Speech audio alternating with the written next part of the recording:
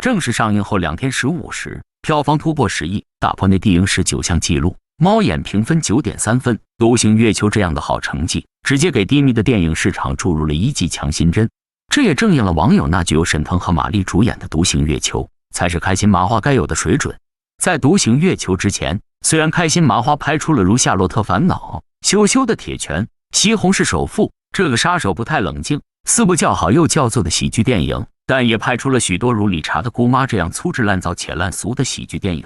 直到这部由一个沈腾和一姐马丽共同主演的《独行月球》上映，立刻扭转了开心麻花岌岌可危的口碑，斩钉截铁地告诉观众，做喜剧还是开心麻花最专业。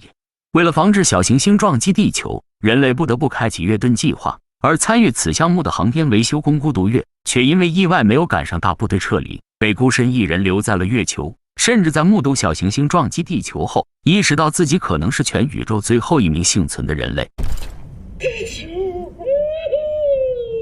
于是在月球开始了摆烂的生活。从这里可以看出，独行月球处处离不开月球、宇航员、小行星撞地球等众多科幻设定，但是绝对不能较真的把它当作硬科幻电影来看，否则就会显得又假又奇葩。如果仅仅只是着眼于独行月球构建的社会关系和人文内核的软科幻来看，它绝对是一部离谱但是处处有笑点的优秀喜剧片。在故事的前1/3，几乎完全围绕着孤独月的月球生活展开，看着他一边摆烂一边又倔强的花样作死，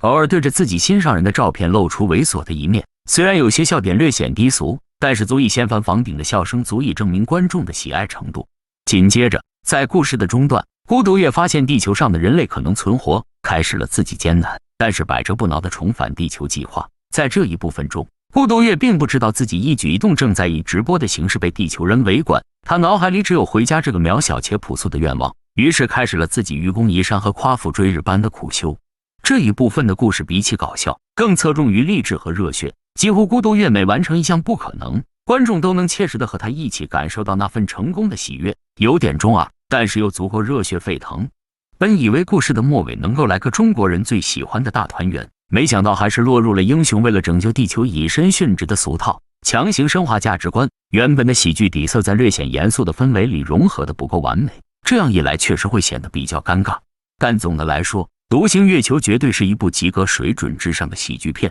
不论是沈腾和马丽的倾情演绎，还是各种密集又让观众眼花缭乱的包袱，以及黄子韬等人见缝插针几句个人特色的笑点，都足以让观众忘掉一切，享受这种纯粹的快乐。哎，不对，这个傣叔怎么会说话？不知道哪是说话呀？这是音画不同步。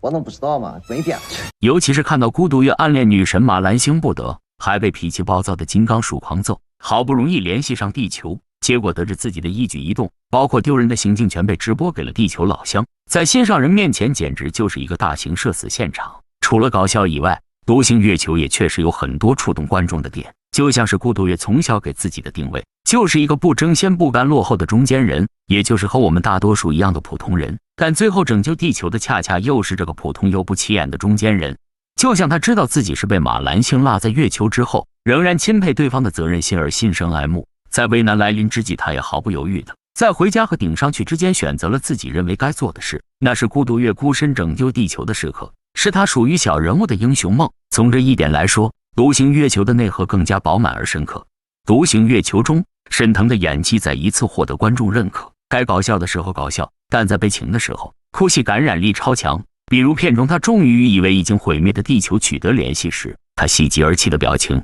让观众一下就带入到角色中。有网友评价，沈腾是被喜剧低估的实力派，这场哭戏堪称影帝级表演。无法遗忘。不知道屏幕前的你是否喜欢这部喜剧大片呢？